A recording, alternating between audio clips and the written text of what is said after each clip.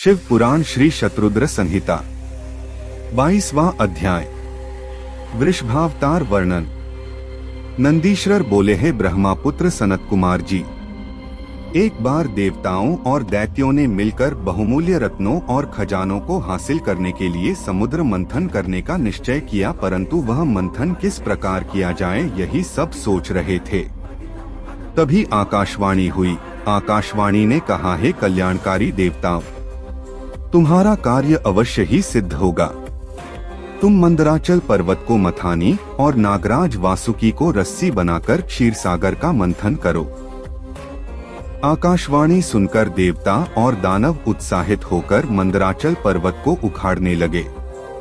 अपने इस कार्य में वे सफल भी हो गए, परंतु जब वे मंदराचल को मथानी बनाने के लिए क्षीरसागर में डालने लगे तो अत्यंत भारी होने के कारण वह उनके ऊपर गिर पड़ा। अनेक देवता और दानव उसमें दब गए। भयभीत होकर सब भगवान शिव की आराधना करने लगे। भगवान शिव अपने भक्तों पर सदा अपनी कृपा रखते हैं। उन्होंने देवताओं दानवों को बल प्रदान किया। सबने मिलकर मंदराचल पर्वत को क्षीरसागर के जल में डाल दिया। फिर नागराज वासुकी को रस्सी बनाकर समुद्र मंथन करना आरंभ किया। समुद्र मंथन के फलस्वरूप धन्वंतरी वैद्य, चंद्रमा, पारिजात, कल्पवृक्ष, उच्चैःश्रवा घोड़ा, ऐरावत हाथी, मदिरा, हरिका धनुष, शंख, कामधेनु, कौस्तुभमणि, अमृत तथा कालकूट विष आदि वस्तुएं निकली। साथ ही परम सुंदर मनोहर रूप एवं धन वैभव की स्वामिनी देवी लक्ष्मी भी निकली। भगवान श्रीहरि विष्णु ने देवी लक्ष्मी, शंख, कौस्तुभमणि तथा गदा को ग्रहण किया। सूर्यदेव ने उच्चैःश्रवा नामक घोड़े को लिया। इंद्रदेव ने पारिजात, कल्पवृक्ष और ऐरावत हाथी से देवलोक की शोभा बढ़ाई।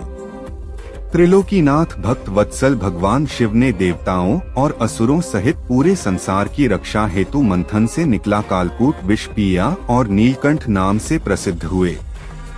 उन्होंने चंद्रमा की रक्षा हेतु उसे अपने सिर पर धारण किया।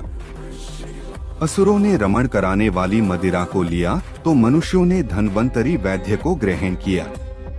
मुनिजनों ने कामधेनु को ग्रहण किया। तत्पश्चात सबसे अंत में निकले अमृत कलश को देखकर सब उसे लेने के लिए झपटे। देवता और असुर दोनों ही अमृत पीना चाहते थे। असुरों ने देवताओं से अमृत छीन लिया। दुखी देवता भगवान शिव की शरण में गए। तब अपने भक्तों के दुख को जानकर शिव ने श्रीहरि विष्णु को मोहिनी रूप धारण कर अपनी माया से अमृत कलश असुरों से लाने के लिए कहा। विष्णु जी की माया से मोहित होकर दैत्यों ने उन्हें अमृत कलश दे दिया। तब विष्णु जी ने देवताओं को ही अमृत पान कराया। यह देखकर दैत्यों को सारी माया समझ आ गई। फिर वे बलपूर्वक अमृत पाने के लिए युद्ध करने लगे। घोर युद्ध हुआ। भगवान शिव और विष्णु जी की कृपा से देवता विजयी हुए और असुरों को विष्णु जी ने पाताल लोक जाने का आदेश दिया। वे स्वयं असुरों को पाताल ले गए, परंतु दैत्यों ने अपनी चालाकी और माया से उन्हें वहीं बंदी बना लिया और स्वयं उपद्रव करने लगे। जब देवताओं को असुरों ने प्रताड़ित करना आरंभ कर दिया तब वे परेशान होकर ब्रह्मा जी के पास पहुँचे और उन्हें अपनी व्यथाकथा सुनाई।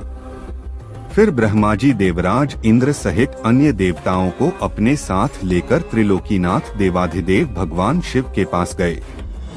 वहां पहुंचकर उन्होंने शिवजी को प्रणाम किया और स्तुति आरंभ कर दी।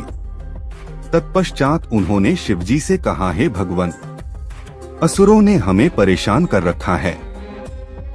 उन्होंने भगवान श्रीहरि विष्णु को भी बंदी बनाकर पाताल में कैद कर लिया है। आथ प्रभु आप उन्हें मुक्त कराएं और हमारी रक्षा करें। देवताओं की प्रार्थना सुनकर भगवान शिव ने उन्हें रक्षा का आश्वासन देकर विदा किया और स्वयं देवताओं के कल्याण हेतु वृषभावतार धारण किया।